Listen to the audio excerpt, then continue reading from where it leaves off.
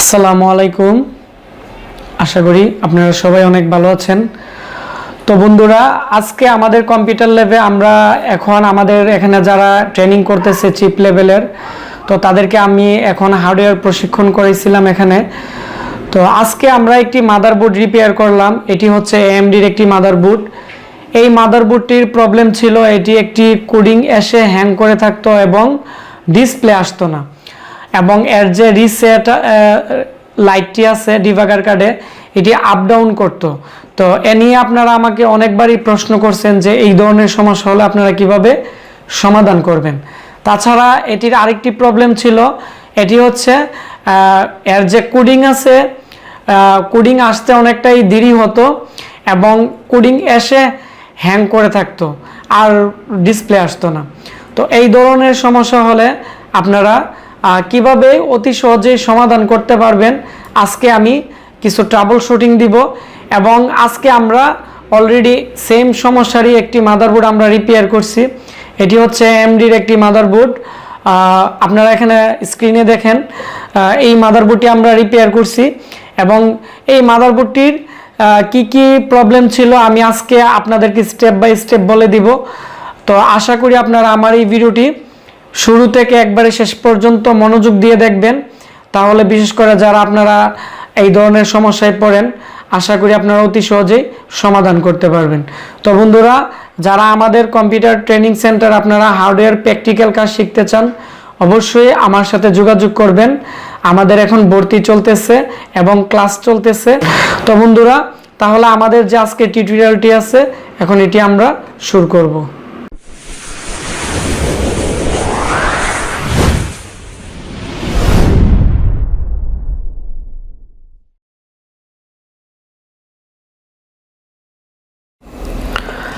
আপনারা স্ক্রিনে দেখতে পাচ্ছেন আমাদের যে মাদারবোর্ডটি, এটি হচ্ছে এএমডির একটি মাদারবোর্ড আর এর কোম্পানি হচ্ছে এখানে ইসিএস কোম্পানির একটি মাদারবোর্ড। আর মডেল হচ্ছে এখানে আপনারা দেখতে পাচ্ছেন A780LM-M আর এর যে ভার্সন আছে এটি হচ্ছে 1.0। তো এই মাদারবোর্ডটি আমরা মূলত যখন আমরা পাওয়ার অন করি, আমি আপনাদেরকে দেখাচ্ছি যে এখানে যে রিসেট আছে, তো রিসেট আপ ডাউন করে, আর এখানে বিশেষ করে কোডিং এসে অনেক সময় হ্যাং করে থাকে। আমরা র্যাম ট্যাম সব কিছু আমরা টেস্টিং করছি, সব কিছুই ভালো ছিল। তো এই প্রবলেমটি কি কারণে ছিল আমি আপনাদেরকে দেখাচ্ছি, আর আমি এখন এটি অন করে দেখাচ্ছি। এটি আমাদের কমপ্লিটলি রিপেয়ার হয়ে গেছে।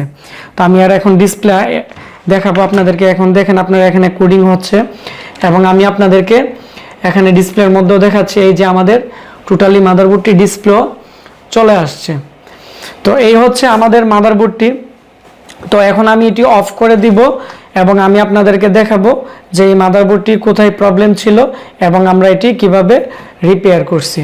তো বন্ধুরা, আমি এখন এটি অফ করে নিলাম আর এখন আমরা সব কিছু খুলে নিলাম। তো এই ধরনের প্রবলেম হলে আপনারা প্রথমত যে কাজটি করতে হবে, আপনারা প্রথমত এখানে বিশেষ করে যে ক্লক যে সিগন্যাল আছে, তো ক্লক সিগন্যাল যদি কখনো শর্ট থাকে বা ক্লক সিগন্যাল যদি কাজ না করে, তাহলে বিশেষ করে যে এখানে যে আপনারা রিসেট আছে, রিসেটটি হালকা লাইটটি হালকা হালকা বাড়ি দিবে এবং কোনো একটি কোডিংয়ে এসে হ্যাং করে থাকবে। তো বিশেষ করে আমি আপনাদেরকে দেখাচ্ছি, আপনারা এখানে ভালো করে খেয়াল করেন। এটি হচ্ছে আমাদের ল্যান সেকশন। তো এই ল্যান আইসিটা আমরা উঠাই ফেলছি প্রথমত, এবং এই ল্যান আইসিটা উঠানোর পরও এর যে এই আইসিটা প্রচুর পরিমাণে হিট হইতো। তো আপনারা যখন মাদারবোর্ড কাজ করবেন আপনারা প্রথমত ল্যান আইসির মধ্যে আপনারা হালকাভাবে ধরে দেখবেন যে এটি কীরকম হিট হচ্ছে। যদি এটি প্রচুর পরিমাণে হিট হয় তাহলে আপনারা বুঝতে পারবেন এই আইসিটি শর্ট হয়ে গেছে। এবং এই আইসিটি যদি শর্ট হয়ে যায়, কি কারণে শর্ট হয়েছে এগুলো আপনারা বের করতে হবে। কারণ অনেক সময় একটি আইসি যদি প্রবলেম হয়, এর আশেপাশে কম্পোনেন্ট যদি শর্ট থাকে তাহলেও সেটি নষ্ট হয়ে যাবে। তো ওই জন্য এর আশেপাশে যে কম্পোনেন্ট আছে ওইগুলো আপনারা ভালোভাবে টেস্টিং করে নেবেন। যেমন আমরা এটি উঠানোর পরও এর যে ক্লক সিগন্যাল আছে এর শর্টটি ভাঙে নাই। তো এর জন্য আমরা কি করছি আমি আপনাদেরকে দেখাচ্ছি। আমরা এখানে ল্যাম্প যে বিশেষ করে আইসিটি আছে, এটি খোলার পর এখানে এখানে আপনারা ভালো করে খেয়াল করেন, আমরা এখানে যে এখানে সিরামিক ক্যাপাসিটার ছিল, এই সিরামিক ক্যাপাসিটারগুলো শর্ট ছিল, এগুলো শর্ট হওয়ার পর আইসি শর্ট হয়েছে, এবং আইসি শর্ট হওয়ার পরে যে কাজটা হয়েছে, এই আইসির মধ্যে মূলত 3.3 ভোল্ট সাপ্লাই থাকে হচ্ছে অলওয়েজ। তো অলওয়েজ 3.3 ভোল্ট সাপ্লাই হালকা শর্ট হয়েছে, এবং পাশাপাশি যে এর মধ্যে যে ক্লক সিগন্যাল আসছে, এই ক্লক সিগন্যালও শর্ট হয়ে রয়েছে, যার কারণে এটি নো ডিসপ্লে প্রবলেম ছিল, এবং এর যে ফ্রেম আছে ফ্রেমেও প্রবলেম, ফ্রেম এবং রিসেট দুইটাতেই সমস্যা ছিল।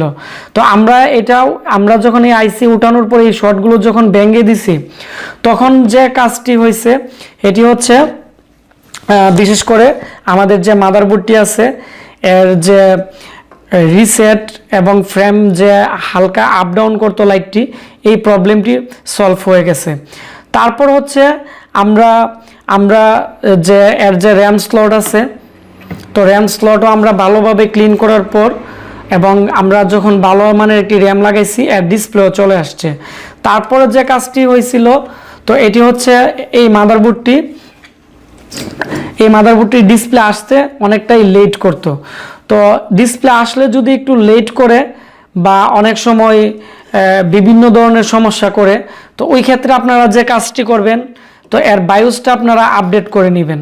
কারণ যখন কোনো সিগন্যাল শর্ট থাকে বা কোনো আইসি শর্ট হয়ে যায়, তখন বায়োসের মধ্যে প্রচুর পরিমাণে প্রেসার পড়ে থাকে, তো এই প্রোগ্রামেও সমস্যা হতে পারে, বা এগুলো প্রপারলি এই বায়োসটি কাজ করে না।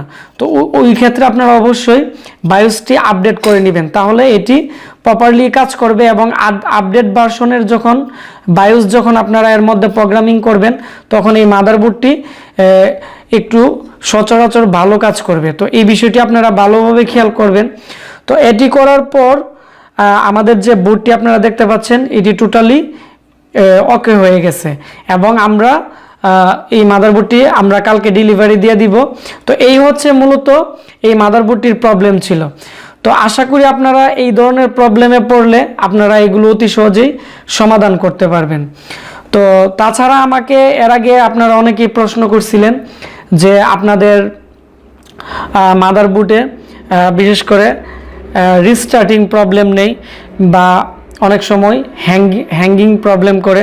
তো হ্যাঙ্গিং প্রবলেমের ক্ষেত্রে আপনারা বিশেষ করে যে কাজটি করবেন, এটি হচ্ছে আপনাদের যে মাদারবোর্ড আছে, তো যে মাদারবোর্ডে কাজ করবেন, এই মাদারবোর্ডের বিশেষ করে 945 থেকে 45 পর্যন্ত যে মাদারবোর্ডগুলো আছে, এগুলোতে চিপ থাকবে দুইটা, একটা গ্রাফিক চিপ আর একটা হচ্ছে সাউথ ব্রিজ। তো সাউথ ব্রিজের আশেপাশে আপনারা ভালো করে যে খেয়াল করবেন যে পোলার ক্যাপাসিটার আছে, ইলেকট্রিক ক্যাপাসিটার। তো এই ইলেকট্রিক ক্যাপাসিটারগুলো অনেক সময় ফেটে যায় বা নিচে দিয়ে ফেটে যায়। তো এগুলোর কারণে যে এইদিকে যে ভোল্টেজ আছে এগুলো ভালোভাবে ফিল্টার করতে পারে না, তো যার কারণে এই প্রবলেমগুলো হয়। এগুলো যদি আপনারা ভালোভাবে চেঞ্জ করেন, এর মান দেখে ভালোভাবে লাগাতে পারেন, আমি মনে করি এই প্রবলেমগুলো আপনারা অতি সহজেই সমাধান করতে পারবেন। কারণ আমাদের কম্পিউটার ল্যাবে এই প্রবলেমগুলো আমরা অ্যাভেলেবেল ফিক্স করছি। তো তারপর হচ্ছে রিস্টার্টিং প্রবলেম। আমাকে আপনারা অনেকে প্রশ্ন করছেন যে রিস্টার্টিং কেন নেই। রিস্টার্টিং প্রবলেম হচ্ছে, তো কিছু কিছু সময় বায়োসে যদি প্রবলেম থাকে তাহলেও রিস্টার্টিং প্রবলেম নিবে, কোনো একটি কোডিং এসে রিস্টার্টিং নিবে, ঠিক আছে। তো আবার আরেকটি বিষয় হচ্ছে বিআরএম সেকশনের এদিকে বিভিন্ন পার্টস আছে, আমি আপনাদেরকে দেখাচ্ছি। এই পার্টসগুলোতে প্রবলেম থাকলেও এরকম প্রবলেম করে, যেমন এদিকে সিরামিক ক্যাপাসিটার আছে, তারপর হচ্ছে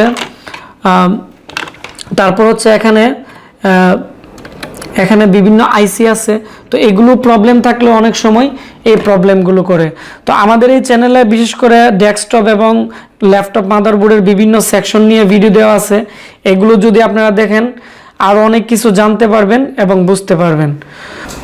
তো বন্ধুরা, আমার এই ভিডিওটি যদি ভালো লেগে থাকে তাহলে অবশ্যই ভিডিওটির নিচে একটি লাইক দিবেন এবং কমেন্টস করে আপনাদের মতামত জানাবেন যে আপনারা কি ধরনের সমস্যায় পড়েন।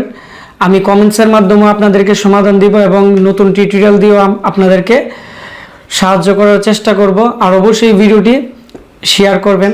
তাহলে এই ধরনের সমস্যায় যারা পড়ে বা যারা কম্পিউটারের কাজ শিখতে চায় তারা অনেক কিছু শিখতে পারবে এবং জানতে পারবে। তো আপনারা সবাই ভালো থাকবেন, দেখা হচ্ছে আমাদের নতুন কোনো একটি ভিডিওতে।